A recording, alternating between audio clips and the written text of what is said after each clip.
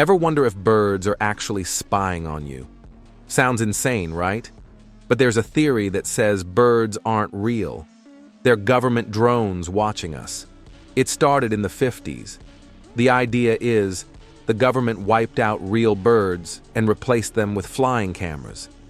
They say birds sit on power lines to recharge and ask, "Have you ever seen a baby pigeon?"